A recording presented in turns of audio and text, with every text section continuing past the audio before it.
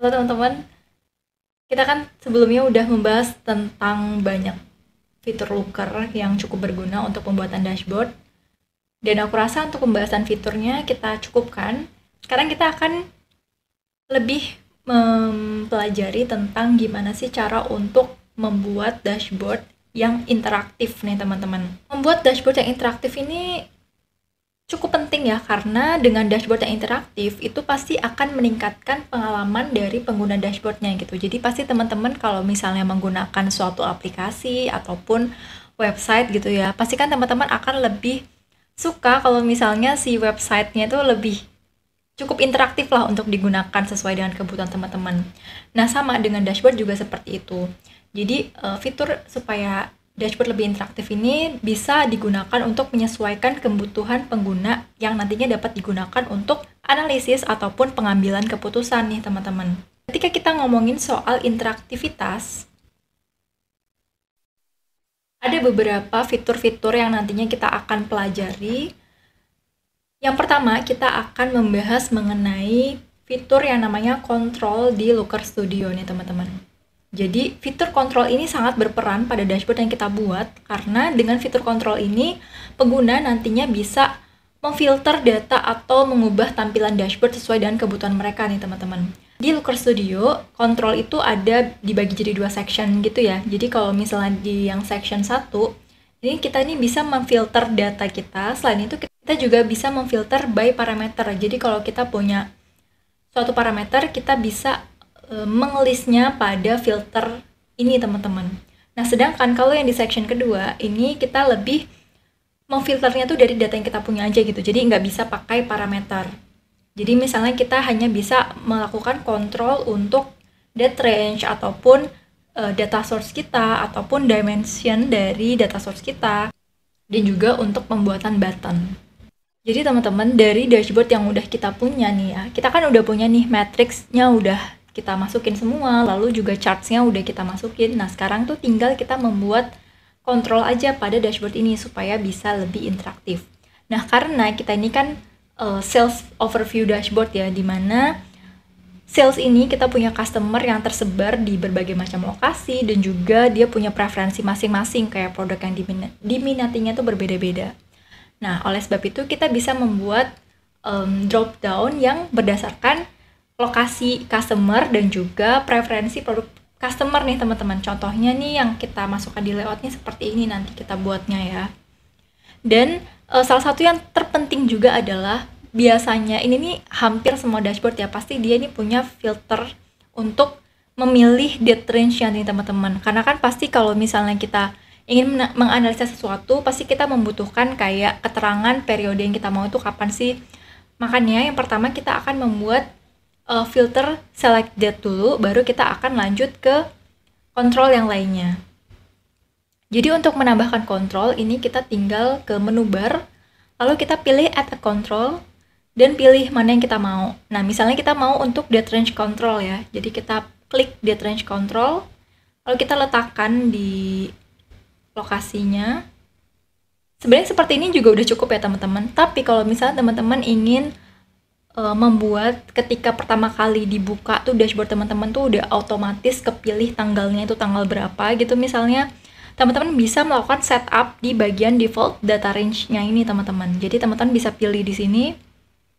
Misalnya teman-teman kalau misalnya dashboard teman-teman itu yang real time ataupun near real time, itu teman-teman bisa pilih kayak berdasarkan 30 hari atau mungkin berdasarkan 1 minggu terakhir atau hari ini, atau satu bulan terakhir gitu ya. Nah tapi kebetulan kan dashboard kita ini kan nggak real time ya teman-teman, karena kan memang ini tujuannya hanya untuk belajar ya. Makanya di sini kita coba pilih yang date range-nya itu kita tetapkan aja dulu gitu. Jadi di sini kita pilih advance. Lalu kita pilih yang tahun terakhir aja ya, karena kan ini rentang tahunnya ini kan sampai 2017 ya. Jadi di sini kita pilihnya start date-nya adalah kita pilih yang fix. Lalu kita masukkan aja dari Januari 2017.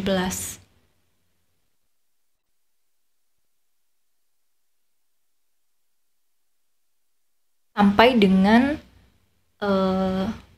fixnya sampai dengan Desember 2017 juga.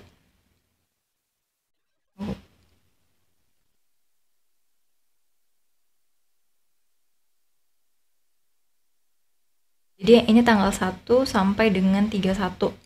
Setelah itu kita pilih apply.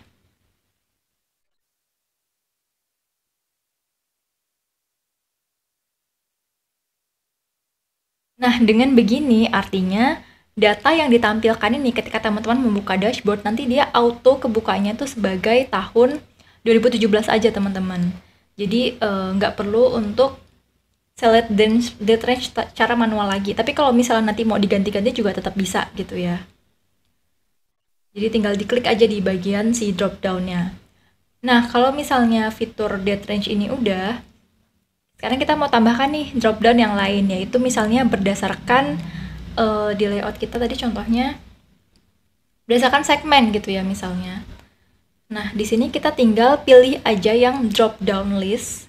Jadi si drop down list ini kalau kita klik maka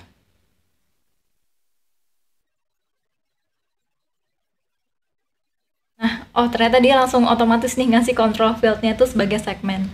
Nah, jadi di sini kita bisa filter data yang kita punya itu berdasarkan segmennya nih, teman-teman. Jadi kalau misalnya kita pilih di sini segmen, terus kita pilih yang bagian consumer only gitu ya. Nah, nanti dashboard kita akan menampilkan data untuk yang segmennya consumer only gitu. Jadi makanya di sini sales by segmennya pun juga hanya ada segmen consumer. Begitu pula untuk chart yang lainnya. Nah, untuk mengcustomize si drop down ini, teman-teman ini kan ada kayak tulisan type to search ya. Ini teman-teman bisa nonaktifkan ataupun aktifkan dengan ke bagian style, lalu teman-teman bisa di enable ataupun nggak enable si search box-nya gitu. Kalau misalnya datanya sedikit, sebaiknya memang nggak perlu pakai enable search box sih. Tapi kalau misalnya emang dia listnya cukup banyak, pakai enable search box ini cukup membantu gitu ya. Dan teman-teman juga bisa atur nih dia apakah mau single select atau bisa multiple gitu. Nah, terus di sini juga di drop down ini juga ada matrix yang bisa teman-teman tampilkan. Tapi kalau misalnya teman-teman nggak pengen menampilkan matrix pun juga teman-teman bisa delete di sini. Jadi nanti teman-teman delete aja atau mungkin teman-teman bisa atur dengan matrix yang teman-teman ingin tampilkan nantinya seperti apa. Nah, kira-kira seperti itu untuk penggunaan drop down. Nah, untuk kontrol yang lain, misalnya nih aku mau kontrol berdasarkan fixed size.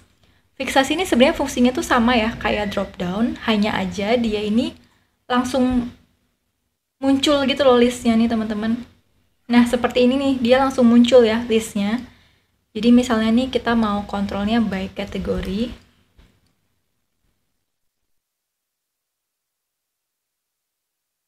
Nah, jadi kita nggak perlu klik dulu untuk melihat listnya apa aja, tapi dia langsung muncul di sini. Dan untuk customize-nya dia mirip-mirip dengan drop down gitu. Terus kalau misalnya untuk fitur-fitur yang lainnya, ini ada input box, itu dia biasanya kita bisa memasukkan value tertentu, jadi dia nggak ada list value-nya, melainkan kita masukkan value-nya sendiri. Terus ada advanced filter, ini biasanya kalau misalnya kita kayak punya data yang kita mau pilih dia lebih dari sekian atau kurang dari sekian.